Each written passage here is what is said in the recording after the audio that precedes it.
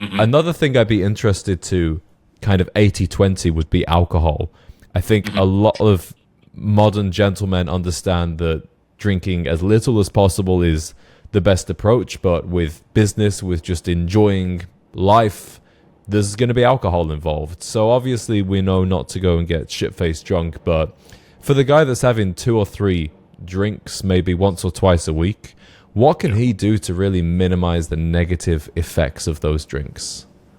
Yeah, I think the biggest one is, well, there's a bunch of different things, but yeah, once again, from an 80-20 perspective, I think everyone has been told this even as a teenager. It's like number one, not mixing the drinks that you're Mm. consuming that night has a massive effect. And even just like sticking with spirits, because obviously the more, if you're drinking cocktails and things with a ton of sugar in it, number one, from a calorie perspective, Mm-hmm. it's gonna be a lot harder to, especially if you're in a deficit. Like keeping with spirits is going to be a lot more effective. So you like your vodkas, even like if you're doing whiskey on the rocks or scotch, whatever else the case is, trying to minimize sugar intake as much as possible. Which I know, like particularly for females, they love their cocktails, but obviously that will not only have a ton of sugar content that they're drinking, but also it's going to it's just going to be far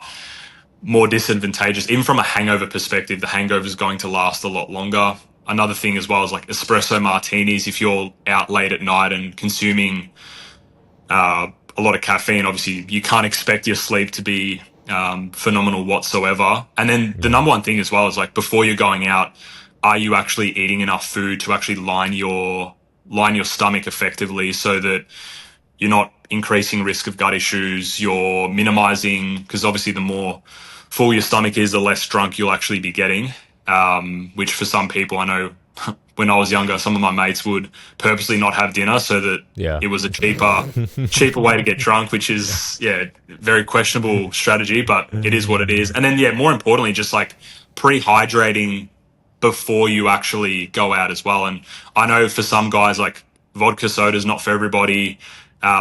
So obviously, if you can hydrate and drink simultaneously, that's phenomenal. But at the very least, while you are out, like making sure that you are hydrated, or when you get back, you are consuming electrolytes. You are like before you go to sleep after the night Mm. out. It's probably a little bit tricky to like, yeah, make sure you're drinking a certain amount of water and a certain amount of alcohol. But even when you get back, yeah, drinking a solid amount of water, adding electrolytes to that as well. I think beyond that, those are going to be the biggest needle movers for you. So yeah, sticking to more of your spirit based drinks and mixing as minimally as possible is probably the smartest option. And then even for guys that I work with that want to drink, if you're drinking beers and things like that that are a lot more calorie dense, it's just going to put a massive, like for example, you can get away with it, but it takes away from all of the macronutrients that you can actually have access to from an eating standpoint. So I'd rather try Yeah. and keep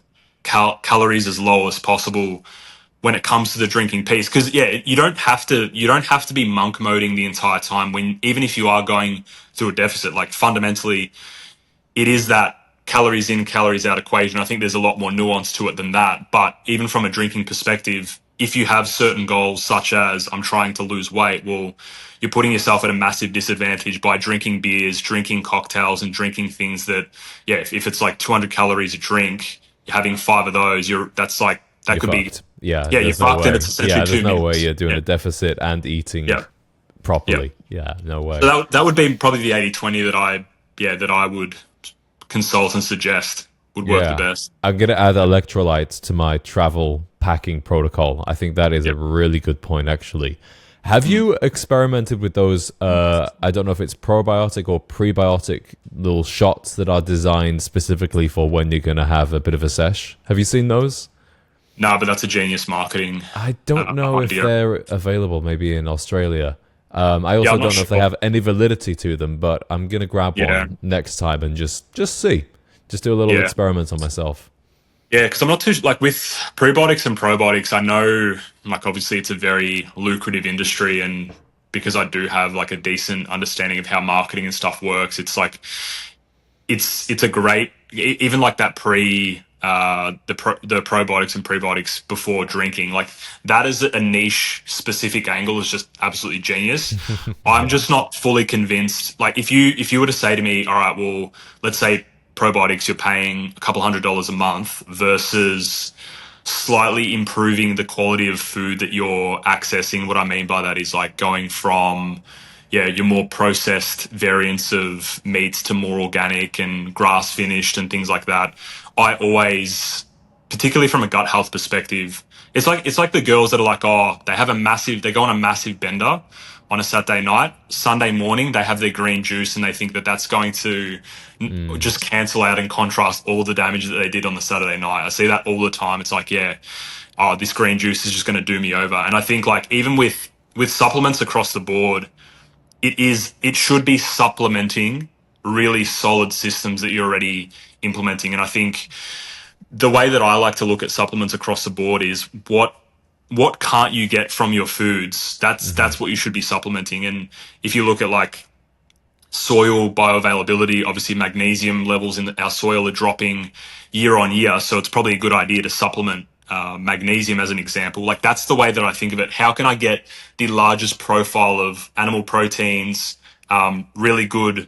Because you can get probiotic and prebiotic sources from really high quality yogurt. So Hmm. I'm always of the opinion of how can we get this from actual foods, number one, and then you use the supplements to sort of fill in the gaps that you can't get from whatever diet that you're consuming. Does that make sense? It does, yeah. There was a really funny story about the founder of Samuel Adams, and he famously came out as saying, "Oh, I've got this trick because I have to drink beer all the time. I mix not nutritional yeast, but some kind of yeast that you use to bake bread into Yep. his yogurt, and he would eat it, and he would claim that it would stop him from getting drunk."